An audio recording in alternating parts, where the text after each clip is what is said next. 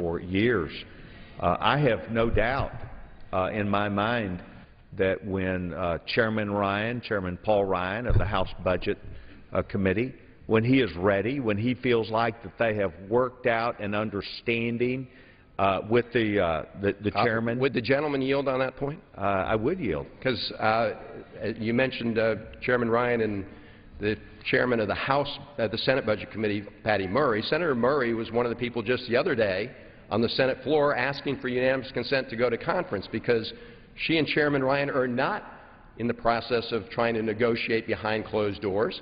We need to do this in the light of day, and she's asked, along with Senator Reid now, 8 times to go to conference. So why delay going to conference? Well, look, I don't deal with the Senator Patty Murray very much, but I bet you she has an opportunity to call Paul Ryan if that's what she wants. Well, she has, and she has said, Mr. Speaker, that she wants to go to conference right away, and that's why we're waiting for the Speaker in this House to go to conference. And I have every reason to believe that when Paul Ryan and Patty Murray work out the differences and decide these things, that can happen. Well, but, Mr. Speaker, I don't understand. You want them to work out a budget behind closed doors? You know what? And I would remind the gentleman I'm not involved in those conversations, and I do know that this is part of your job as the ranking member. And I respect that, and I would be in favor of it because, you see, I too want us to have more of a unified budget, a clear understanding, an opportunity for us to understand what we're trying to do. And so regaining my time, I would say to the gentleman and to this body, I have every reason to believe that there can be opportunities for our two bodies to work together. Last point, listen, this no budget, no pay, it worked. It worked, Mr. Speaker. It was the law. The President actually produced a budget. The House produced a budget. And the Senate produced a budget, which they had not done for 4 years. So for 4 years, you didn't hear our friends screaming and yelling about what the Senate should do until a good idea took place, and that is, in essence, no work, no budget, no pay. But would the gentleman yield because we don't have a budget right now? You know what? We didn't for 4 years either. No, but we did not have a budget for 4 years. It is actually not required by law.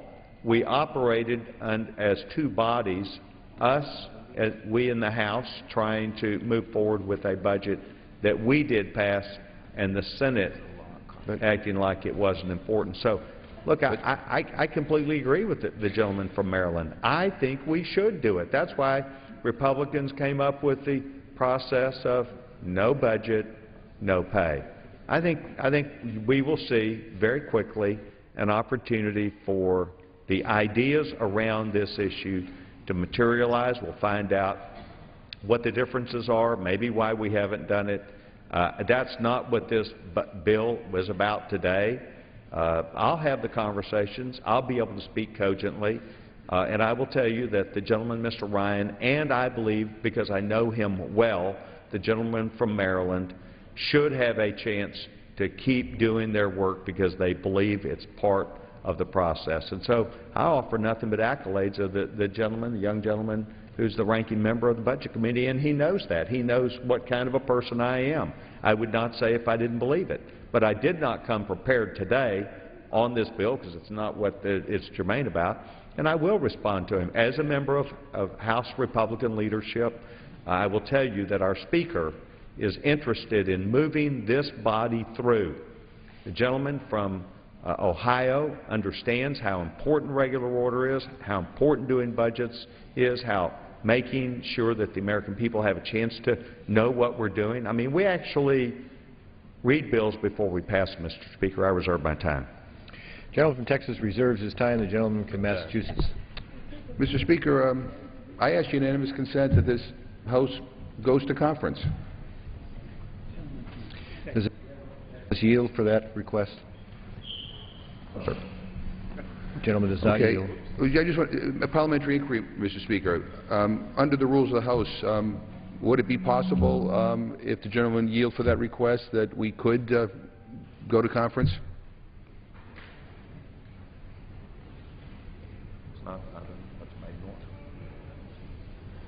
The rule, the gentleman from Texas would have to yield for that, and the gentleman from Texas did not yield. Okay.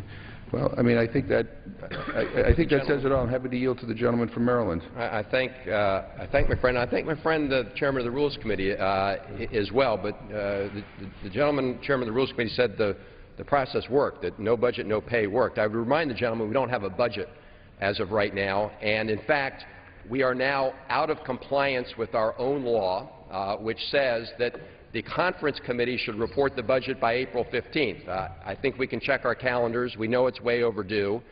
And the only thing that's stopping us from going to conference right now is the Speaker has refused to move forward on this. As I indicated, 8 times in the Senate, the Senate Majority Leader and Patty Murray, Senator Murray, the chairman of the Senate Budget, have asked to go to conference. They've asked unanimous consent to go to conference. So we could get on with this right now, as Mr. McGovern suggested, if our Republican colleagues would allow us to offer a motion to go to conference by unanimous consent. I reclaim my time. Mr. Speaker, may I inquire with the gentleman from Texas how many more speakers he has? Mr. Speaker, thank you for the gentleman for asking. I have no additional speakers at this time. Yeah. Well, I will close, Mr. Speaker. Again, I think what we just witnessed kind of says it all. My Republican friends really do not have any intention of going to conference. They do not want to compromise. I think they were hoping maybe the Senate wouldn't come up with a budget and they could have a talking point or a press release. But the Senate did come up with a budget, and we have a budget here in the House that I strongly disagree with because I think it ruins our economy. But nonetheless, that's what the majority in this House voted for. Ought to go to conference. Ought to be able to figure this out. And so, Mr. Speaker, I want to ask unanimous consent to insert the text of my amendment that I will offer if we defeat the previous question. I want to insert the text of the amendment to the rule in the record along with extraneous material immediately prior to the vote on the previous question. Without objection, it will be part of the record. So, Mr. Speaker, let me just say in closing, another day and another meaningless piece of legislation that is going nowhere. A piece of legislation, quite frankly, that is geared toward helping big banks and big financial institutions at the expense of investors and small businesses. This is a bill that, again, I think may make a nice press release for people who want to do big fundraisers, but at the end of the day, we're not doing anything to help the American people. We still have sequestration in place. There are people being furloughed. There are businesses that are losing contracts. There are people in the public and private sector who are being laid off as a result of this. And this, by the way, sequestration is what my Republican friends embrace and voted for. And so when anyone comes to the floor here and says, oh, we don't really like it, I remind them that as much as I hate to admit this, the Republicans are in charge of the House. They can bring a remedy to the floor anytime they want to. And Mr. Van Hollen has offered on many, many occasions an alternative to get us out of sequestration. But each time he offers it, the Republican majority says, no, you don't even have the right to bring it to the floor. You can't even debate it on the floor. That's the answer that we're getting, and it is totally unacceptable. So again, Mr. Speaker, I would urge my colleagues to vote no on the previous question so we can get Mr. Van Hollen's resolution made in order so that we can go to conference and do something meaningful. And I would also urge a rejection of this bill. I have to tell you, Mr. Speaker, I think the American people are getting sick and tired of the majority in this House essentially rooting for this economy's demise so they can gain some political advantage. I think people are getting tired of it. They're hoping that we can come together in the spirit of compromise and get some things done. Help put people back to work, help the average working family, help the middle class, help lift those in poverty out of poverty. I'm hoping that we're going to do something serious and meaningful that will make a difference in their lives. We're not doing that. We're not doing that. And it's a grave disappointment, I think, to people all over this country, Democrats, Republicans, Independents alike. So, again, I urge my colleagues to vote no. and defeat the previous question, I urge a no vote on the rule and the bill, and I yield back the balance of my time. Gentleman yields back his time. The gentleman from Texas. Mr. Speaker, thank you very much, and I'm delighted to be on the floor today as we approached this issue about the Securities and Exchange Commission, the SEC, simply that we would codify in the law an understanding that they would need to, as they have their large as they have a task of addressing large rules and regulations that they have, not every rule and regulation, of putting a cost-benefit analysis in their process. It makes sense. I find it very amazing that our colleagues have taken this to the level that they have of trying to say that we're doing this to be for big banks and against the American people or consumers. That is a far-fetched idea. It is about the rules and regulations that they will talk about it, just like government agencies would be required. Mr. Speaker, in a larger sense, here's why we're here today. Here's why Republicans are doing what we're doing with the budget, with a jobs bill that was passed by this body, why we are trying to talk about what we would do with sequestration, the President's idea. This House has passed numerous times information, our ideas, giving the President the ideas about how we think sequestration should work. A debt limit. We are faced with another debt limit vote here in our future. 2 weeks ago, the House talked about how that should be handled. That bill was completely mischaracterized. But the reason why we're here is because under Barack Obama and Democrats, our country is having a $1 trillion deficit every year, and there is not 1 year in the future that they can point to where we would balance our budget, even for 1 year. If you cannot balance your budget, if you cannot control yourself, your spending habits, your insatiable appetite to grow government, then it means that we're on a trajectory. And look at this, Mr. Speaker. This is history. This is what lies ahead. This is the demise for our children of America being a great nation. This is why Republicans are down here. This is our past. This is our future. Republicans are here with ideas about balance, structure, working together. The SEC or other agencies working together to the benefit of growing jobs, balance, things that make sense, instead of a government that's out of control with an IRS with a political agenda, with the Department of Justice using their powers that they were invested in with the Constitution and the Bill of Rights understanding of a balance. This reminds me of a prior administration under Richard Nixon, when he used the IRS and the Department of Justice to punish his enemies, people he disagreed with.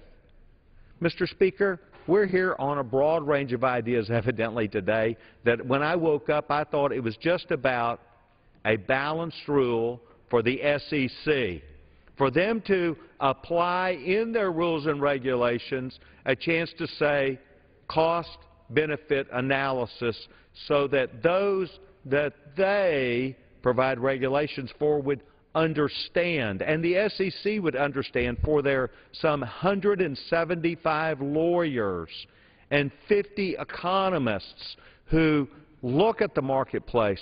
Let's balance this out. That's what I thought we were here for. Instead, have learned today we're here to talk about the budget. We're here to talk about sequestration. We're here to talk about a lot of things which all embody themselves in our country is in trouble. We're in trouble because the President of the United States is for a bigger activist government, for a health care bill that will cause us to lose 2 million more jobs and will keep small business smaller. It will harm our future. And so Republicans are here simply with common sense and balance today just to talk about the SEC. I welcome the chance for my colleagues, as they have done today, to come to the floor.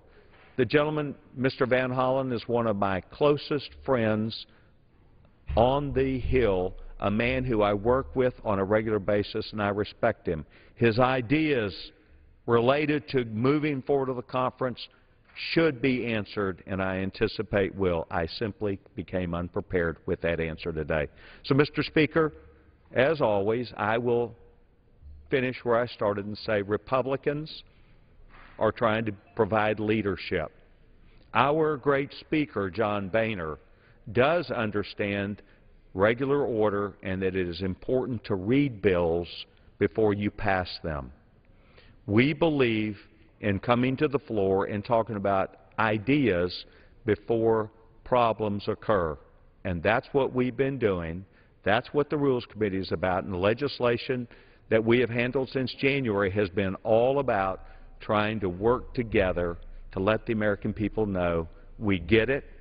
We're going to balance what we do with their needs and desires to make sure that this country remains strong and is ready for its future. Because, Mr. Speaker, I, like you, have children who need our country to be prepared for the future. I yield back my time. And, Mr. Speaker, what I would do is I would ask my colleagues to vote yes on the rule, yes on underlining the legislation. I yield back the balance of my time, and I move the previous question. Gentleman yields back his time. All time has expired. The question is on ordering the previous question. As many as are in favor will signify by saying aye. Aye. Those opposed say no. Opinion of the Chair, the ayes have it. Mr. Speaker, I ask for the ayes and nays. The ayes and nays are, have been requested. Those in favor request ordering the ayes and nays will rise. Sufficient number having done so, the ayes and nays are ordered. Members record their vote by the electronic device. This is a 15-minute vote. Pursuant to Clause 9 of Rule 20, the Chair will reduce to 5 minutes the minimum time for any electronic vote on the question of adoption of the resolution. This is a 50-minute vote. So the House is conducting the first of two votes this morning related to a bill requiring the Securities and Exchange Commission to conduct a cost-benefit analysis before issuing a new regulation. They are beginning with a procedural vote, which we expect will be followed by a vote on the rule for general debate, which calls for 1 hour of debate equally divided with 3 amendments. So a 15-minute vote first, followed by a 5-minute vote on the rule. As members vote this morning, right now the House Ways and Means Committee is in the middle of a hearing on the Internal Revenue Service's treatment of conservative groups. Among those testifying is the acting IRS Commissioner, Stephen Miller, who resigned earlier this week over the agency's targeting of certain politically oriented groups. We are airing the hearing live this morning on our companion network, C-SPAN 2. We'll also take your phone calls at the end of the hearing, and that should be sometime around noon Eastern. While this vote is underway here in the House, we will show you some of the opening statements from the hearing. Ranking Member Levin, members of the committee, thank you very much for the opportunity to discuss our report concerning oversight by the Internal Revenue Service of groups that apply for tax-exempt status.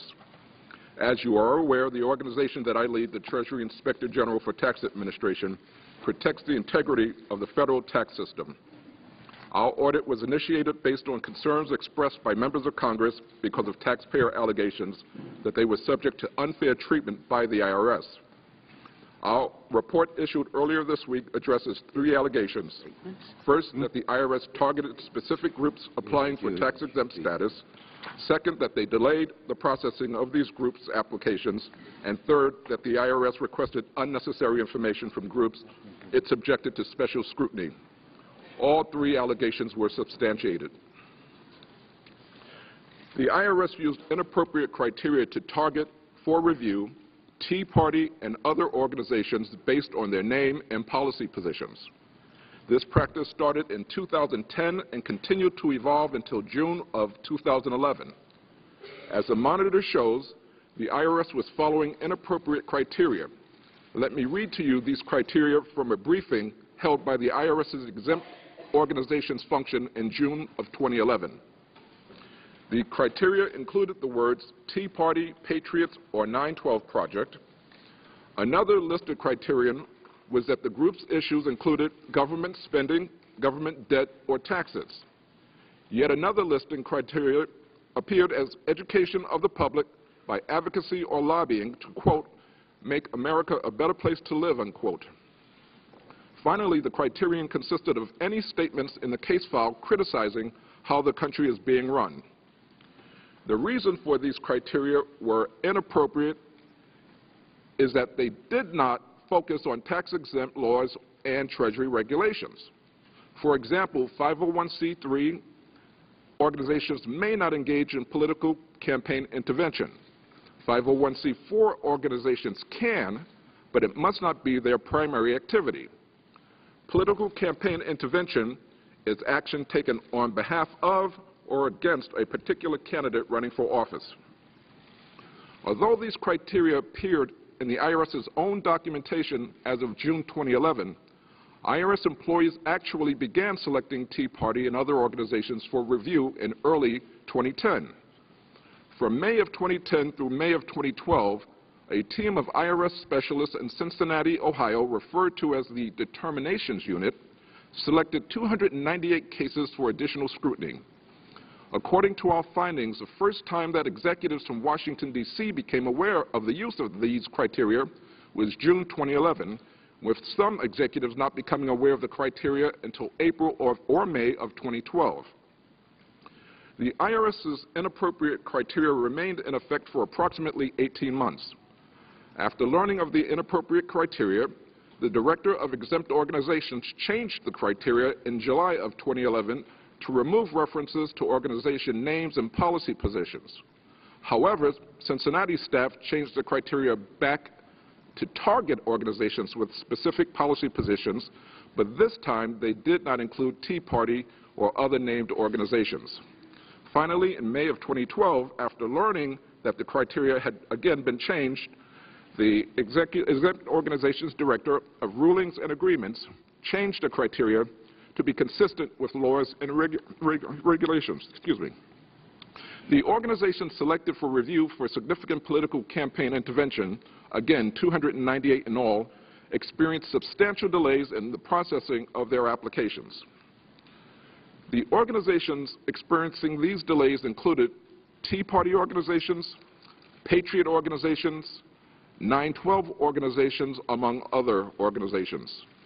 As shown on the monitor, the status as of December 2012 for 296 cases that we reviewed was 108 cases had been approved, 28 cases were withdrawn, and 160 cases were still open.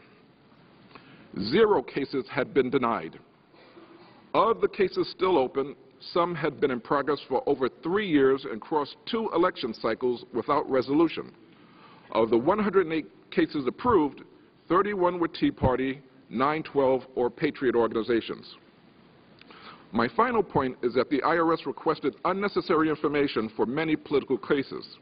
In fact, 98 of 170 cases that received follow-up requests for information from the IRS had unnecessary questions. Our evidence indicates that staff at the Determinations Unit in Cincinnati sent these letters out with little or no supervisory review. The IRS later determined these questions were unneeded, but not until after media accounts and questions by members of Congress arose in March of 2012. Examples of the unnecessary information requested included the names of past and future donors, listings of all issues important to the organization and what the organization's positions were regarding such issues, and whether officers or directors have run for public office or would be running for public office in the future. Months after receiving these questions, 12 of the 98 organizations either received a letter or a telephone call from the IRS stating that their applications were approved and they no longer needed to respond to the additional requests. The IRS informed another 15 organizations that they did not need to respond to previous requests for information, and instead they were sent a revised request for information. Regarding the donor information received from applicants, the IRS informed us that they destroyed that information. In closing, our audit found clear evidence that each of the 3 allegations were correct. Was the IRS using inappropriate criteria in its review of organizations applied for tax-exempt status? Yes. Was the IRS delaying their applications? Yes. And finally, did the IRS ask inappropriate and unnecessary questions of applicants? Again, yes. These findings have raised troubling questions about whether the IRS has effective management oversight and control, at least in the exempt organizations function, so that the public can be reassured that the IRS is impartial in administering the nation's tax laws fairly. Chairman Camp, Ranking Member Levin, members of the committee, thank you for the opportunity to present my views, and I look forward to your questions. Thank you, Mr. George. Mr. Miller, you are now recognized for 5 minutes. Thank you, Mr. Chairman. Excuse me. Thank you for the opportunity to be here today. Unfortunately, given time considerations, we received the notice of hearing within the last 2 days. The IRS was unable to prepare written testimony. I would note that I have a very brief statement before I take your questions. First and foremost, as Acting Commissioner, I want to apologize on behalf of the Internal Revenue Service for the mistakes that we made and the poor service we provided. The affected organizations and the American public deserve better. Partisanship, or even the perception of partisanship, has no place at the IRS. It cannot even appear to be a consideration in determining the tax exemption of an organization. I do not believe that partisanship motivated the people who engaged in the practices described in the Treasury Inspector General's report. I've reviewed the Treasury Inspector General's report, and I believe its conclusions are consistent with that. I think that what happened here was that foolish mistakes were made by people trying to be more efficient in their workload selection. The listing described in the report, while intolerable, was a mistake and not an act of partisanship. The agency is moving forward. It has learned its lesson. We've previously worked to correct issues in the processing of the cases described in the report, and we've implemented changes to make sure that this type of thing never happens again. Now that TIGTA has completed its fact-finding and issued its report, management will take appropriate action with respect to those responsible. I'd be happy to answer your questions. All right. Thank you, Mr. Miller. Are you still Acting Director of the IRS? I am, sir. And were you appointed by the President of the United States to that position? And when was that? I was designated as acting in November of 2012. 2012. And if I'm not mistaken, you hold actually 2 titles, Acting Director of the IRS and also Deputy Commissioner for Services and Enforcement? I do, sir. And in your role as Deputy Commissioner for Services and Enforcement, according to the IRS website, in that capacity you direct and oversee all major decisions with regard to the tax-exempt and government entities division? That is a division that reports to me through the tax-exempt and government entities office, yes. So the website's accurate? Yes. And then who do you report to in that position, actually in both of your positions? First, as Deputy Commissioner for Services and Enforcement. In the Deputy Commissioner role, I would report to the Commissioner, if there was one. Without a Commissioner and holding both hats, I would report to the Deputy Secretary. Of? Treasury. Treasury. And is it not a violation of IRC 6103 to disclose confidential taxpayer information? It is. And that really applies to all taxpayer information? I'm not quite sure what that means, to be honest. In practice, it's basically all taxpayers. It's not just the return. It's also 6103 obligates us not to disclose taxpayer information. Were you ever made aware in August of 2010 that a White House official in a conference call with reporters disclosed the confidential tax structure of a private company? I probably read it in the paper, sir. Okay. You were made aware through news reports? I think that's probably it. It's a long time ago. Did you take any steps when you learned of that? I don't recall. I'm not. I don't recall. I'll have to go back down that, sir. All right. So you didn't inform the Inspector General of that or your superiors that you recollect? I'm not sure why I would have to notify the superiors. It was in the papers. I don't remember whether we made a referral or I made a referral at that time. All right. According to the Inspector General audit, the targeting of conservative groups began in March of 2010. When were you made aware? I was aware of that on May 3rd of 2012. And how were you made aware? I was made aware of not the targeting, but I was made aware of the process that was described in the TIGTA report when I asked some of our people to go out and take a look at the cases subsequent to the public discussion of overbroad letters coming out. So that would have been in your role as acting director as well as the Deputy Commissioner for Services and No, Enforcement? I was deputy at that time. You were deputy at that time. And when you say you asked some of our people, who would that have been? So I asked the senior technical advisor for tax-exempt and government entities to lead a team and take a look and see what was going on in terms of cases that had gotten those letters. Did you inform anyone of that action that you took or those steps? So I did that. I mean, I asked the senior technical advisor to do that in late March 23rd or 26th, something like that. She and her team came back to talk to me in May, and subsequent to that, I'm sure I informed the commissioner, but the commissioner was aware of the letters as well. Did you inform anyone other than the commissioner at that time? You mean up the chain, sir? Yes. I don't believe so. Or the Inspector General? The Inspector General was aware of it and had made it clear to us they were aware of it and were looking at it at that time. Okay. Was there a time when you became aware of the IRS launching audits against conservative donors? That would have been in about May of 2010? Yes, I don't remember the date, sir, but yeah, in that time frame. Again, there were press accounts and congressionals coming in talking about that. And did you learn that from the press, or did you learn that from inquiries from Congress? I don't know. It could have been either. It came up in a meeting, and then it hit the press, and so I don't know. In any event, after learning of that information of the audits, what steps did you take?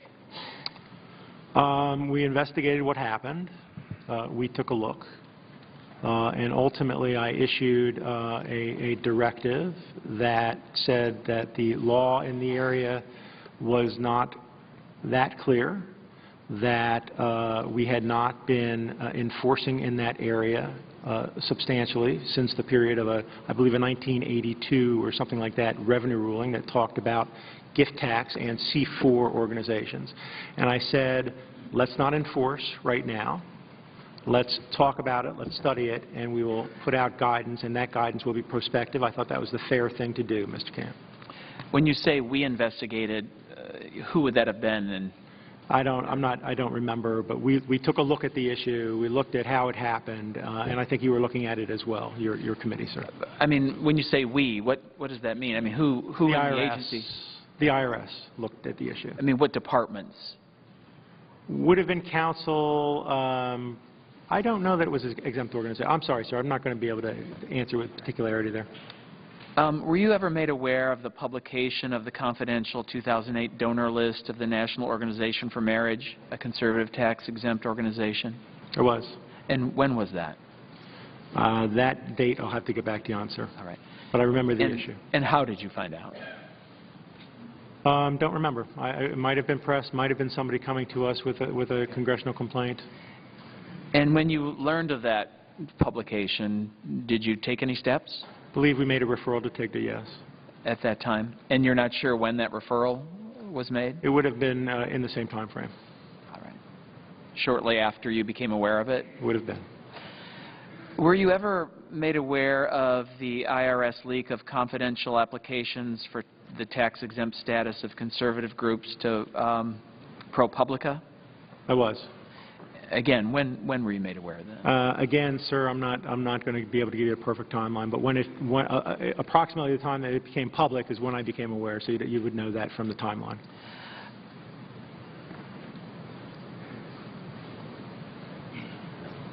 Did you inform anyone else of that? I believe the service informed TIGTA at that time, yes. In each of these instances I've asked you about, did you ever come forward and inform the Congress? I don't believe so, unless it came up in conversation or testimony.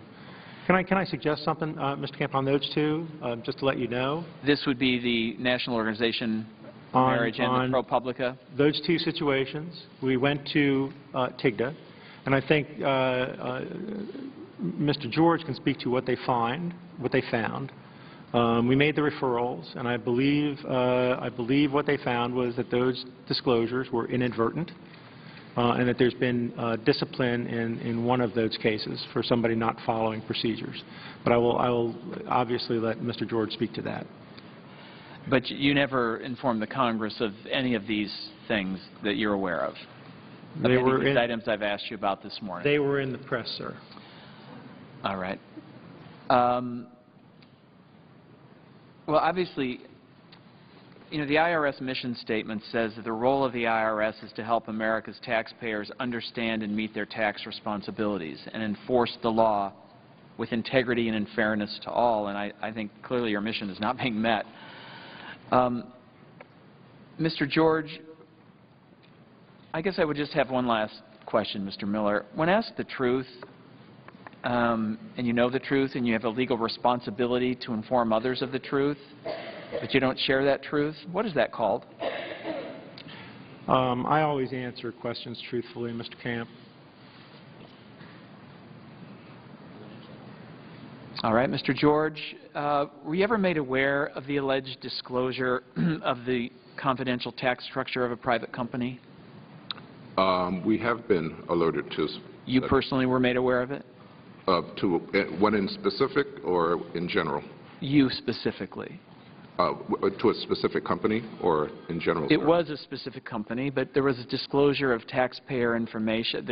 The confidential tax structure, as you know, any information is considered confidential. It was particularly the tax structure of a private company. Were you made aware of that public disclosure? We are made aware of public disclosure of information that is protected by Title 26, Section 6103, yes. Are you aware of the instance I'm referring to? The one that you referred to? Yes. I am aware of that, yes. Okay, and when were you made aware of that? I don't have the exact date, sir. Okay. How were you made aware of that? I believe it came through my Office of Investigations, or it could have been put through our hotline. That I'm not completely certain of. So you don't believe you learned of it from an IRS employee? I generally do not, below the commissioner or deputy commissioner levels, interact with the average IRS employee. It goes through a chain of... Well, that would include the commissioner. Well, yes. So no IRS employee informed you of this information? Most likely it would have come from one of my principal deputies, and they may have received that information from someone, I don't believe at the commissioner level, but it may have been at the deputy commissioner level. But you're not aware, you can't tell us for sure? That, at this time, I cannot, sir. Were you ever made aware of the alleged publication of a confidential 2008 donor list of the National Organization for Marriage?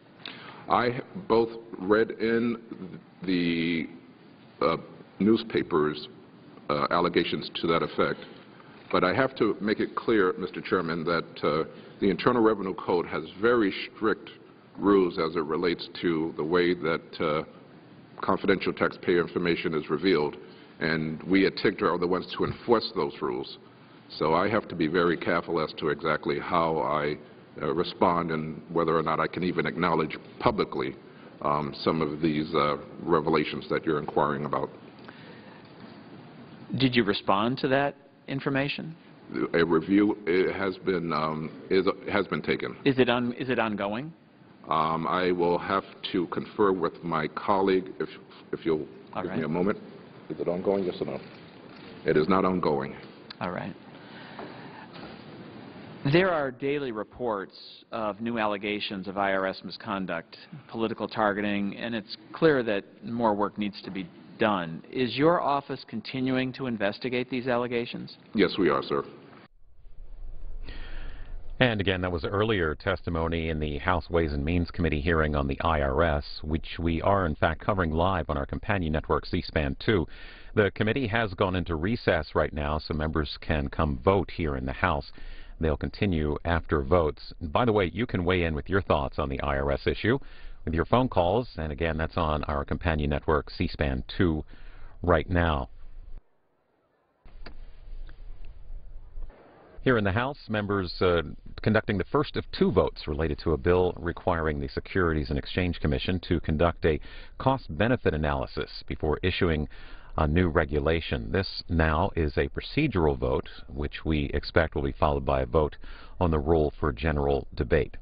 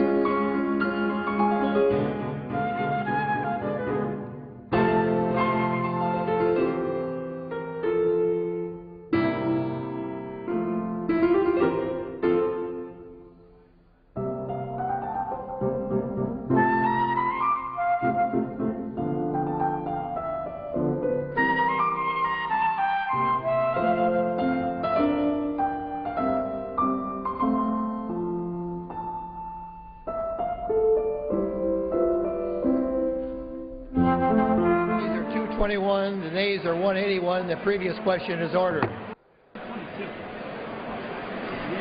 222, the nays are 181. The previous question is ordered. The question is on adoption of the resolution. As many as are in favor will signify by saying aye.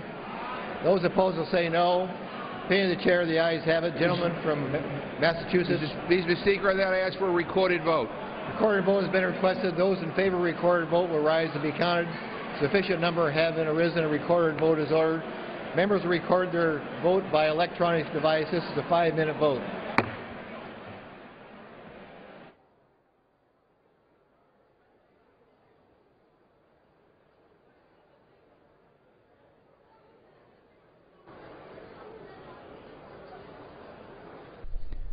The second roll call vote this morning is on the rule for debating a measure requiring the Securities and Exchange Commission to conduct a cost-benefit analysis before they issue new regulations. The rule for debate calls for an hour of debate, equally divided, and 3 amendments. This is a 5-minute vote on the rule.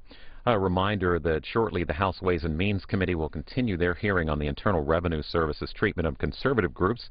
Committee members are hearing from the acting IRS Commissioner, Stephen Miller, who resigned earlier this week over the agency's targeting of certain politically oriented groups. We are airing that hearing live on our companion network, C-SPAN 2, right now, taking your phone calls, and we expect the hearing to go into mid-afternoon. The Senate's not in session today. Lawmakers will reconvene at 2 p.m. Eastern Monday, work on the Farm Bill and judicial nominations on their agenda for the week. And Secretary of Defense Chuck Hagel and the Chair of the Joint Chiefs, General Martin Dempsey, will be talking with reporters. That'll be this afternoon at 2:30 Eastern at the Pentagon. Yesterday, they were at the White House for high-level talks about the issue of sexual assault in the military. We do expect questions on that and the situation in Syria. Again, that should start at 2:30 Eastern this afternoon.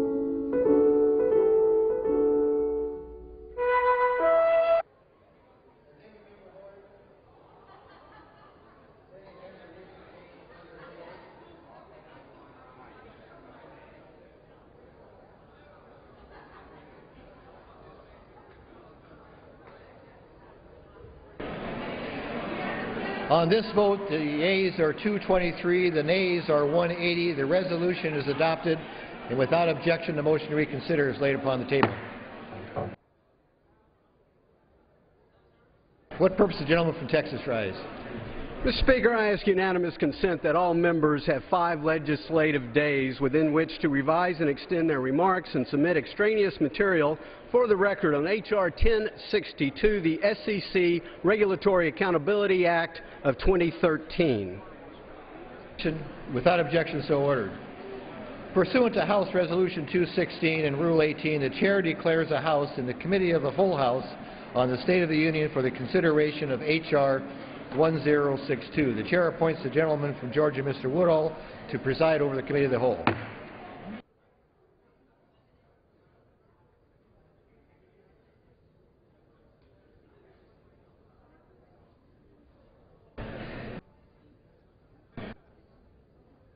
Where are we starting?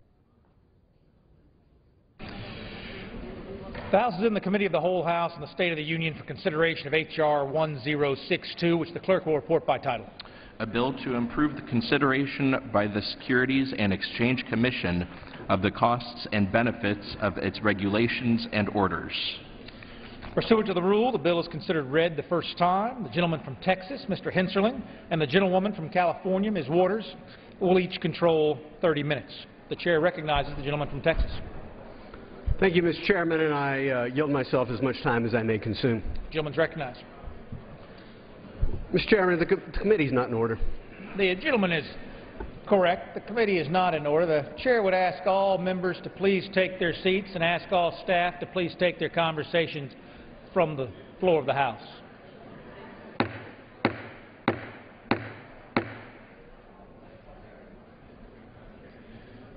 Again, the Chair would ask all members to please take their seats and all members and staff to please take their conversations from the floor of the House.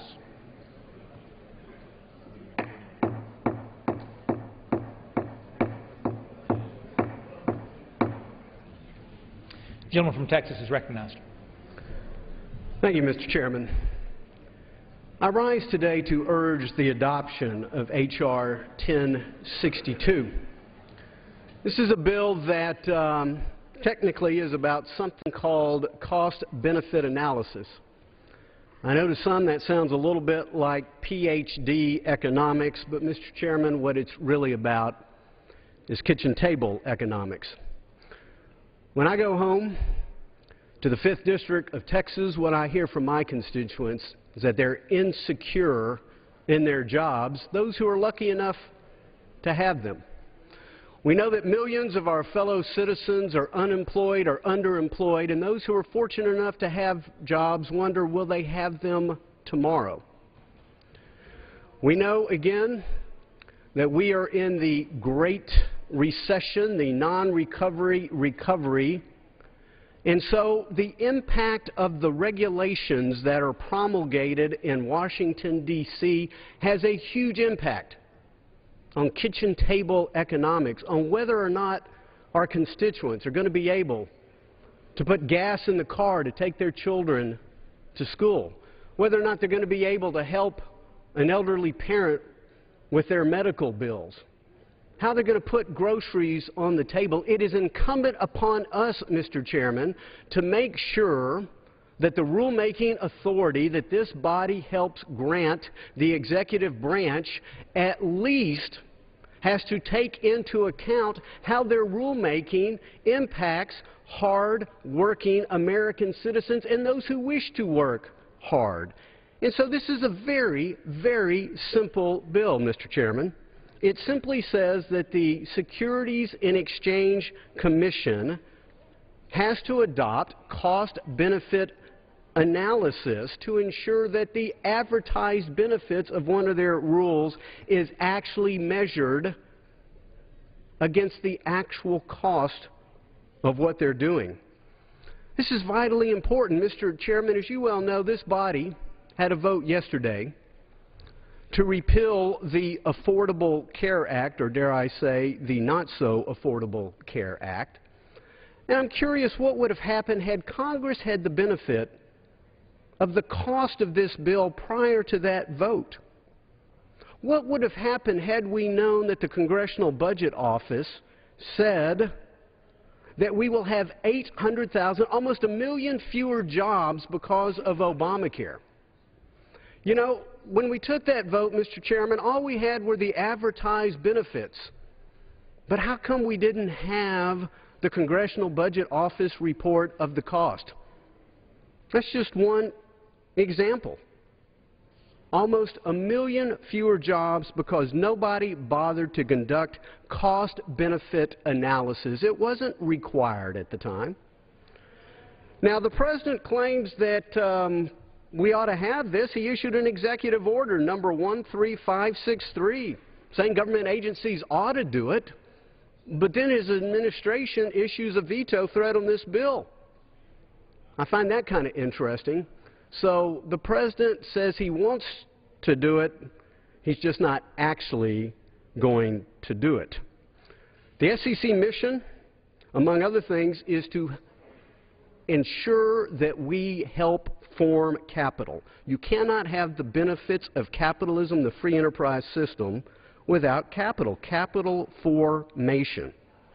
And so it's necessary to ensure that we look at the cost of what we're doing, and apparently the SEC historically, again, notwithstanding that they claim they're going to do it, most recently we've had a unanimous decision of the D.C. Court, D.C. Circuit Court of Appeals, unanimous decision in the proxy access case that the SEC failed and failed miserably at ensuring cost-benefit analysis, also known as kitchen table economics. How are the cost of their rulemaking going to impact hard-working Americans? It's time to remedy this, Mr. Chairman. Our constituents demand it. Again, I urge the adoption of H.R. 1062, and I reserve the balance of my time. Gentleman from Texas reserves. Gentlelady from California is recognized.